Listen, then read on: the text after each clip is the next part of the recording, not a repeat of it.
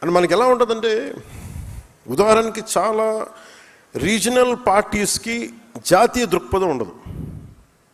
మనందరం పోరాటాలు చేసేదాన్ని పదవి బాధ్యతని ఎందుకు మాట్లాడుతున్నానంటే, మనందరం we are binded or bounded to constitution.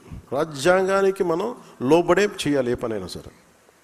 అలాంటి రాజ్యాంగానికి లోబడి మనం పని చేసేటప్పుడు మనం ఎలా ఆలోచిస్తామంటే, ఇది మనకు సంబంధం లేదు, లేదంటే మ్యాక్సిమం మన ప్రాంతీయ దృక్పథంతోనే ఉంటుంది. నేను దానికి భిన్నంగా జాతీయ దృక్పథంతో ఉన్న ప్రాంతీయ పార్టీ కావాలి. ప్రాంతీయ పార్టీ దృష్టిలో లేదు నేను పార్టీ పెట్టినప్పుడు. ఒక పార్టీ పెట్టాలనుకున్నాను అంతే. అది ఎందుకు అలాంటి పార్టీ పెట్టాలనుకున్నానంటే, యువతకి సలసలసలక రక్తం కరిగే యువతకి ఇది ఒక ప్లాట్ఫామ్ అవ్వాలి అనుకున్నాను. ఇది అంటే మీ కోపాలు మీరు చూడండి.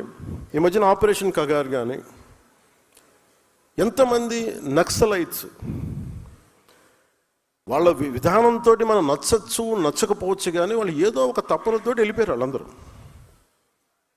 అంటే ఒక పందాన్ని ఎంచుకుంటే మనం వెళ్ళిపోయి ప్రజలకి న్యాయం చేయొచ్చు, లేదా కొత్త రాజ్యం కొత్త విధానాలు నిర్మించవచ్చు అన్న ఒక ఆలోచన. It all comes from it originates or from an ideology, one particular ideology. అది ఏదైనా కావచ్చు.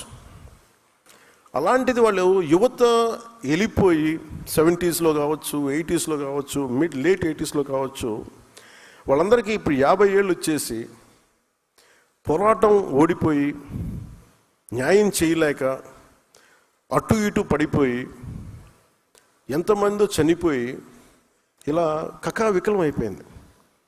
ఈ ప్రాసెస్లో పట్టు విడవకుండా నలిగిపోయి చనిపోయారు అందరూ. అంటే మీకు ఎందుకు చెప్తున్నాను ఇదంటే, if you don't have an ideological framework, ఒక ideological framework that too within the norms of constitution, ఒక బ్యాలెన్స్డ్ ఐడియాలజీ లేకపోతే ఏం జరుగుద్ది అని అనడానికి మనకు అనేక దాఖలాలు ఉన్నాయి. మీరు ప్రాంతీయతత్వం తీసుకోండి, దానికి ఒక టైం లైన్ ఉంటుంది. కేవలం 2-3 కులాలే కావాలి అని చెప్పండి, దానికి ఒక టైం లైన్ ఉంటుంది.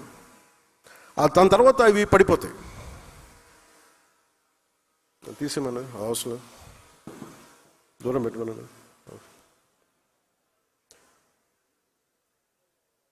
అంటే మీకు సరైన ఐడియాలజీని కనుక మనం ఎంచుకోకపోతే, అందుకు నేను చాలా తపన పడ్డాను.